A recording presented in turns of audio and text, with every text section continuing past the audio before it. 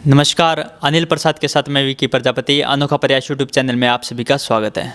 आज हमारे साथ एक ऐसा चेहरा मौजूद है जो international player Bhim awardee volleyball में नाम है जगमती सांगवान। आपने देखा होगा जितने भी सामाजिक मुद्दे होते हैं, सामाजिक लड़ाई होती है, लोगों के हकों की लड़ाई होती है, चाहे आंदोलन को लेकर हो, चाहे फिर बजट को लेकर हो, हर चीज़ में अपनी भागीदारी निभाते हैं, बढ़ चढ़ कर हिस्सा लेते हैं। सबसे पहले मैम अनोखा प्रयास यूट्यूब चैनल पर आपका स्वागत है। धन्यवाद। और आप लोग जो इस तरह से सोशल एक्टिविस्ट जो हमारे शहर के और हमारे प्रदेश के जो हैं उनको जो हाईलाइट दे रहे हैं वो बहुत ही अच्छी बात है। उससे दूसरे भी मोटिवेट होते हैं कि वो भी थोड़ा सोशल कंट्रीब्यूशन भी करें अपना। तो मैम सबसे पहले आप थोड़ा इंट्रोडक्शन दे दें ताकि दर्शकों को भी आपके बारे में पता चल सके।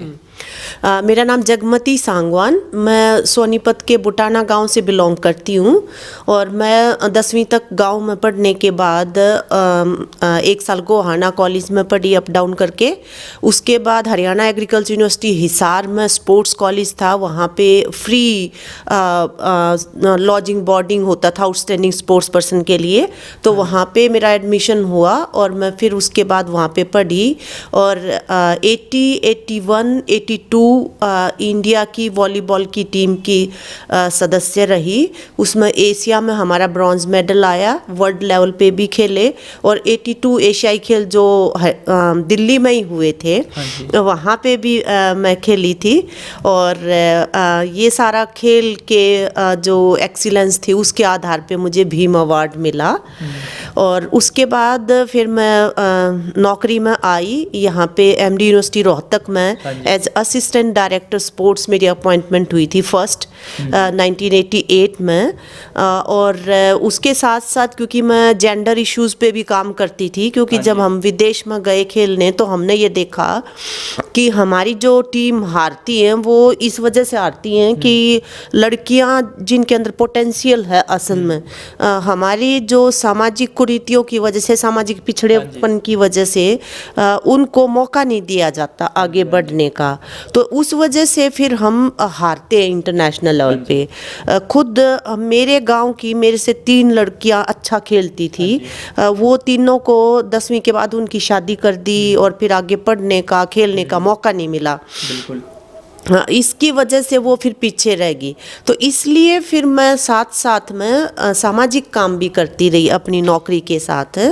और फिर यहाँ पे एमडी यूनिवर्सिटी में विमेन स्टडीज़ सेंटर जो है वो खोला गया, उसकी मैं फाउंडिंग डायरेक्टर थी यहाँ पे।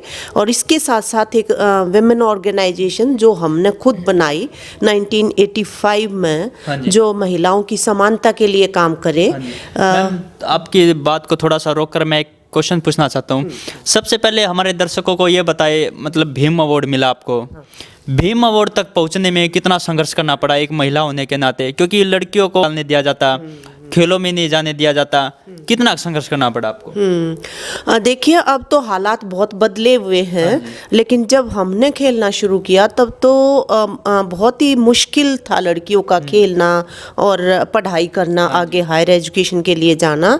और हर कदम पे संघर्ष जो है वो उसके साथ जुड़ा हुआ था। और ये तो फॉर्चुनेटली हमारे लिए इसलिए वो संघर्ष थोड़ा सा कम हो गया, क्योंकि उस समय पे सरकार की तरफ से कॉलेज ऑफ स्पोर्ट्स हरियाणा में खोला हुआ था। और वहाँ पे तमाम सुविधाएं इंटरनेशनल लेवल की मिली, इसकी वजह से मैं इंटरनेशनल लेवल पे खेल पाई। और वरना तो गांव से, और जैसे मैंने बताया कि मैं गोहाना में पढ़ने आती थी और खेलती थी। 1 साल में ही मतलब हमारा घर वालों का भी मेरा भी हौसला जो है वो जवाब देने लगा था कि रोज़ का झंझट, आओ जाओ, लेट हो जाओ, कभी बस नहीं आई, कभी स्कूटर नहीं आया, ऐसे हो रहा था।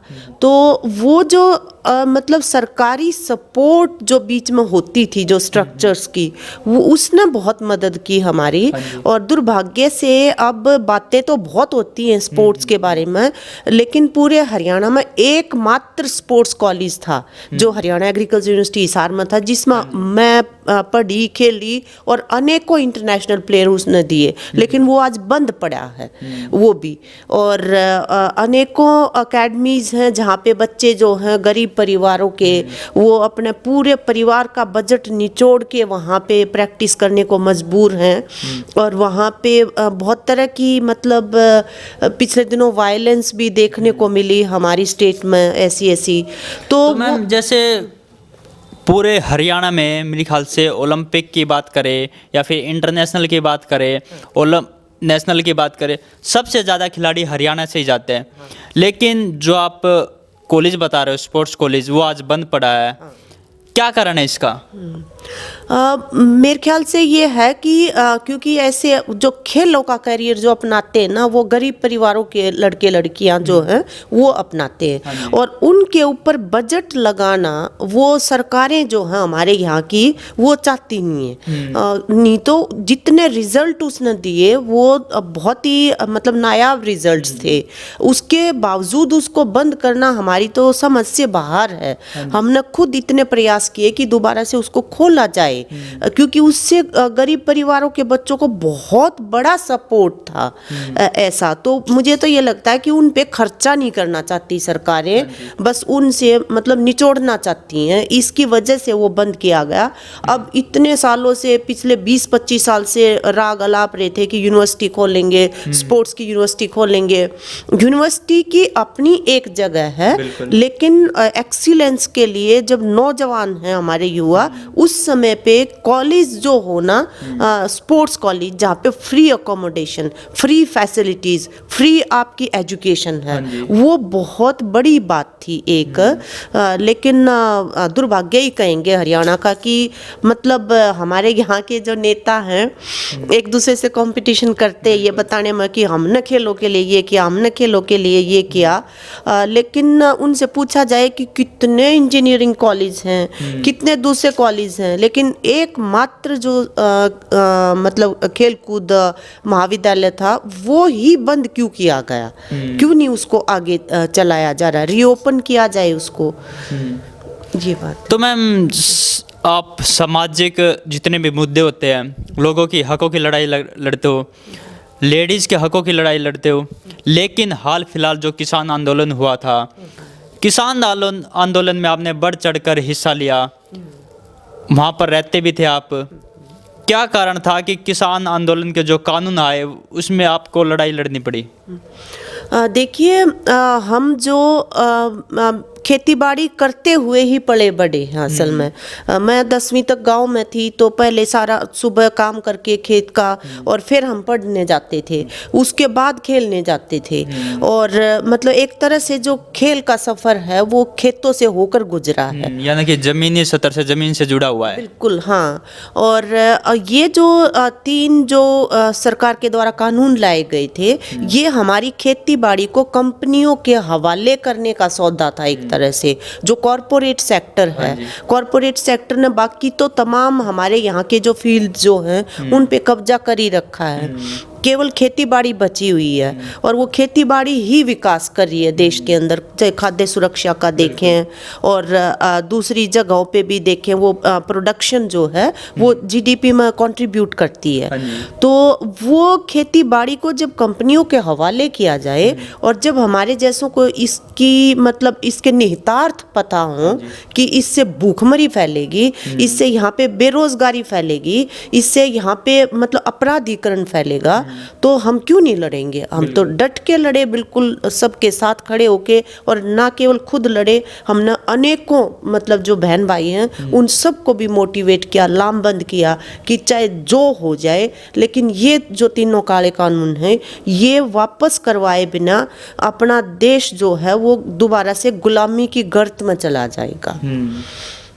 तो मैम, लेकिन सरकार तो ये कह रही थी कि हमने जो 3 कानून बनाए हैं इससे किसानों को फ़ायदा होगा, लेकिन अगर इन कानूनों से किसानों को फायदा होता तो वापस क्यों लिए?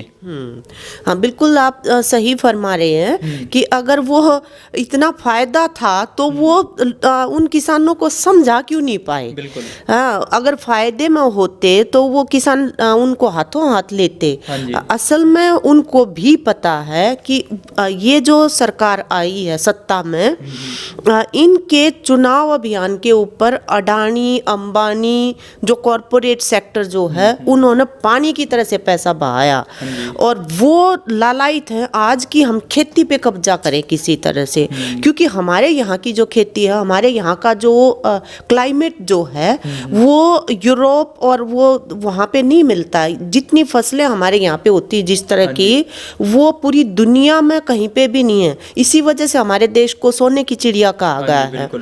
तो उनकी पूरे कॉरपोरेट कंपनियां जो हैं वर्ल्ड लेवल की, उनकी हिंदुस्तान की खेती के ऊपर नज़र है और उनका कब्जा यहाँ पे होना वो भूखमरी का एक आलम लेके आने वाली बात है। और सरकार को ये बखूबी पता था, उनके ऊपर दबाव था उस कॉरपोरेट सेक्टर का कि एग्रीकल्चर सेक्टर को हमारी लूट के लिए खोला जाए।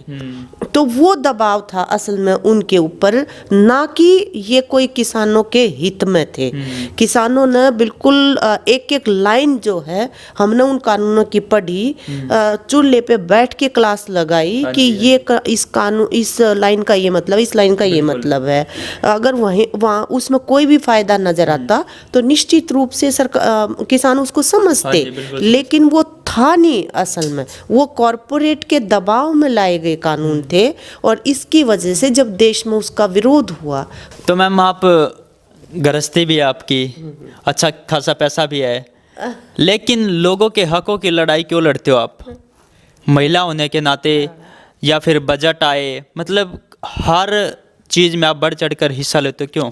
हाँ, देखिए जहाँ तक गृहस्थी का सवाल है, हमारी एक बेटी है, एक ही बच्चा है और जो आपने कहा कि पैसा मैंने नौकरी की है, मेरे हस्बैंड तो शुरू से ही किसानों के लिए काम करते रहे, सोशल वो स्टूडेंट लाइफ से ही, मतलब स्टूडेंट लीडरशिप में आके और समाज सेवाई कर रहे हैं वो तब से। तो हम बहुत ही सेल्फ मेड तरीके से अपना जीवन जो है बनाया, क्योंकि बहुत ही छोटी किसानी से हमारा मतलब बैकग्राउंड है। तो ये पूरी चुनौती थी कि वे अपना सर्वाइवल भी साथ में, और फिर आप जो पढ़ लिख के, क्योंकि पढ़ाई लिखाई में हम हमेशा आगे रहे, तो उससे जो चीज़ें हैं उनको समझने का थोड़ा सा एक नज़रिया जो है वो मिला। तो जब आप चीज़ों को समझने लगते हैं मूलभूत रूप से, और जब आपको पता है कि भाई हमने गांव के अंदर अपने माँ बाप को, अपने घर वालों को कितनी टफ लाइफ जीते देखा है, हमारी जो माँ है, हमारी ताई दादी और जो हैं, इतनी कड़ी मेहनत करती थी वो। तो जब उनको ये सवाल है कि भी आज हम कुछ बोल सकते हैं उन चीज़ों के ऊपर, और हम बोलेंगे तो उसके कुछ मायने हैं, तो हम जरूर बोलेंगे। अभी जैसे ये पेंशन का सवाल है, मतलब बुजुर्गों को जो सम्मान पेंशन मिलती है, वो पेंशन में अब कटौती की जा रही है। और हमें ये पता है कि एक एक बुजुर्ग महिला ऐसी है कि वो अगर उसने अपनी मन की चाही जिंदगी में करने का मौका मिला ना कभी, तो वो उस पेंशन की वजह से ही मिला है कि मैं जिसको चाहूँ उस बच्चे को इतने पैसे दे दूँ, वो अपनी बेटी को इतना दे दूँ, ऐसा। तो अब जब हमें ये पता है कि ये इतना बड़ा सहारा है गरीबों के लिए, ये जो वृद्धावस्था पेंशन जो है, इसमें कटौती होगी तो उनके लिए बहुत ही इसके नकारात्मक नतीजे होंगे। तो जाहिर है कि हमारा नैतिक फर्ज बनता है कि हम उस मुद्दे पे बोलें कि ना, ये जायज़ नहीं है, ये नाजायज़ है। और आप इतने शातिराना तरीके से करती है सरकार जो भी काम कर रही है कि उन्होंने जो फैमिली पेंशन जो थी पहले, जो मतलब कपल की जो अपनी पति पत्नी की जो मतलब आमदनी है, वो 2 लाख का उन्होंने रखा हुआ था। हाँ जी। अब उसको फैमिली पे डाइवर्ट कर दिया आपने। जाहिर है कि फैमिली की तो भाई ज़्यादा ही होगी। बिल्कुल। रोटी खाना कोई आज के दिन हाँ जी। मतलब आसान काम है के 10 रुपया की तो एक चाय का कप आओ है। बिल्कुल। तो वो करके और फिर आप लोगों को बाहर कर रहे उस दायरे से। तो ये जब चालबाजियां होती हैं जिनके साथ कि आप वायदा तो ये करके आए थे कि हम वृद्धावस्था पेंशन जो है उसको 5,000 रुपये करेंगे, असल में आप उल्टा कर रहे हैं उसका। अभी आप कह रहे थे कि उज्ज्वला के तहत महिलाओं को जो है वो गैस की सब्सिडी और फ्री गैस देंगे। अब भी जो बजट आया है इस बार का उसके अंदर मतलब उज्ज्वला की जो स्कीम है पूरी उसके अंदर मैम आप हम बजट पे ही बात कर लेते हैं क्योंकि अब बजट आया है। बजट में कोई तो कह रहा है कि फायदा है, लेकिन कोई कह रहा है इस बजट से नुकसान है।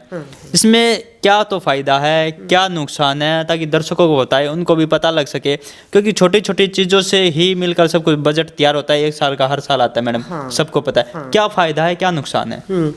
देखिए, जो बजट आया है इस बार, अपेक्षा ये थी आम लोगों को कि कोरोना की वजह से जो महंगाई बढ़ी है और जो रोजगार गया है, तो इन दोनों मुद्दों के ऊपर उनको राहत मिलनी चाहिए। और वो राहत सरकार कह रही है कि हम कहाँ से लाएं। हम ये कह रहे हैं कि जो हमारे देश के सबसे ऊपर के 200 घराने हैं जिनकी पूंजी कोरोना के दौरान भी अरबों खरबों बढ़ी है, मतलब एक दिन में अरबों रुपए कमाए उन्होंने, और ये बिल्कुल आंकड़ों में ये चीजें हैं। तो आप उन लोगों के ऊपर टैक्स लगाइए, हाँ जी, टैक्स लगा के वहां से पैसा लाइए, और आम आदमी जो है जिसके खून पसीने से ये देश चल रहा है असल में, उसके लिए आपको राहत देनी चाहिए थी, महंगाई में राहत देनी चाहिए थी, रोजगार के इतने बड़े व्यापक मौके देने चाहिए।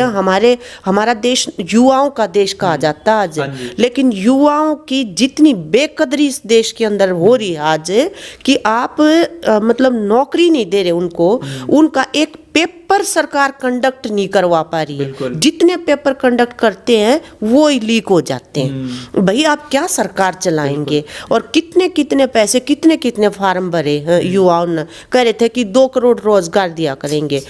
तो ये सारे काम अब बजट के माध्यम से करने का एक मौका था कि आप उन अमीरजादों पे टैक्स लगाते जिन्होंने इतना अरबों रुपया कमाया, मतलब कोरोना की महामारी के दौरान भी, मतलब, और उन लोगों को राहत देते जो रोजगार के लिए आस लगाए बैठे हैं।